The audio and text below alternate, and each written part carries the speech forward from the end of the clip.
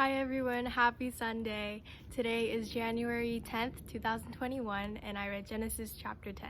I decided to film outside because the weather's so beautiful today, and although I look like I have no eyebrows, it's fine. Before I get started on today's chapter, I want to give a little backstory of it because I have a funny little thing to say. So as we all know, today is a genealogy, and yesterday's filming didn't go as well as I planned. The passage was so great and I had so much to say, but I couldn't make words up for it, so I was very frustrated, and I took a little peek to today's passage and found out that it's just names, and I had a little panic moment. If you do not know already, my dad is a pastor, so when he came in for lunch that day, I asked him, if you had to do a sermon off of just a plain genealogy, a list of names, what would you do? And what do I have to take away from it, and what can I learn from a bunch of names? I even considered texting P. John, and P. John, if you're watching this, today's sermon was amazing.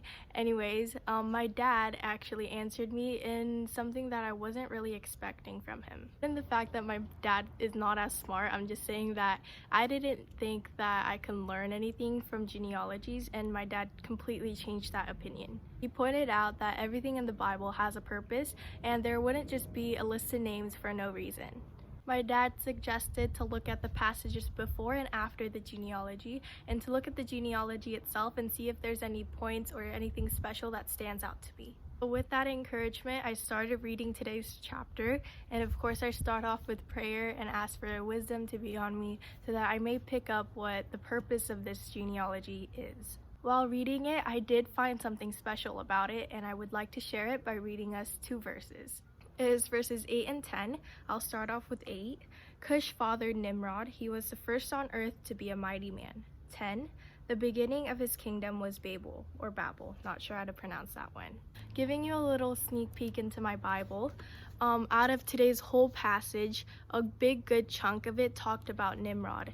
And I was like, if there is this little intermission to talk about this guy, there must be something special about him. Like my dad said, I took his suggestion and looked at the passage for tomorrow, and indeed it talks about the Tower of Babel.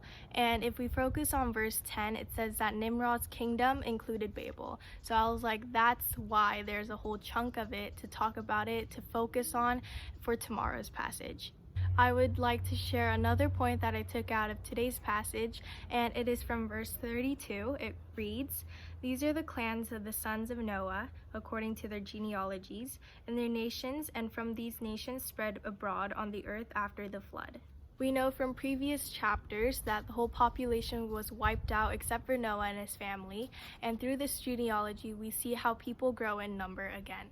The biggest takeaway from today, or the most eye-opening thing, is that there are things to learn from genealogies, and everything in the Bible has a purpose. I would love if you who's watching this video can comment down below of what you learned from today's passage that I may have not been able to look at. That'd be truly amazing if you can share all those things and have a discussion down below. That is it for today's journey. I thank you so much for hopping on. You can watch yesterday's up there, and I hope to see you tomorrow with Genesis chapter 11. Bye!